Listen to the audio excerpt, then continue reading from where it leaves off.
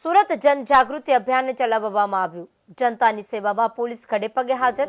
કાયદો અને વ્યવસ્થા જાળવવાની પોલીસની પ્રથમ પ્રાયોરિટી। પોલીસ રીઢા આરોપીઓ સામે કડક કરશે કાર્યવાહી। સેવા સુરક્ષા સૂત્રને પોલીસે સાકાર કર્યું। સુરત રેન્જના આઈજીપી સાહેબ તથા સુરત ગ્રામ્યના ડીઆઈજીપી સાહેબ અને કામરેજ ડિવિઝનના એસડીપીઓ સાહેબ નાઓની સૂચના અને માર્ગદર્શન હેઠળ ઓલપાડ પોલીસ સ્ટેશન ખાતે મહિલાઓ, બાળકો અને વૃદ્ધો તથા ભોગ બનનાર અને અરજદારો માટે એક સાંત્વના કેન્દ્ર સ્થાપવામાં આવેલ છે।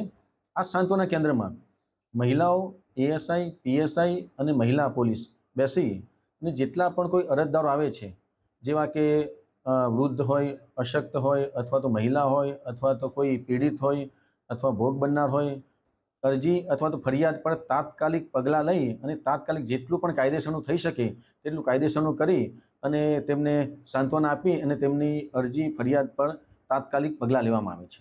સુરત રેન્જના આઈજીપી સાહેબ તથા સુરત ગ્રામ્યના ડીઆઈજીપી સાહેબ અને કામરેજ ડિવિઝનના એસડીપીઓ સાહેબ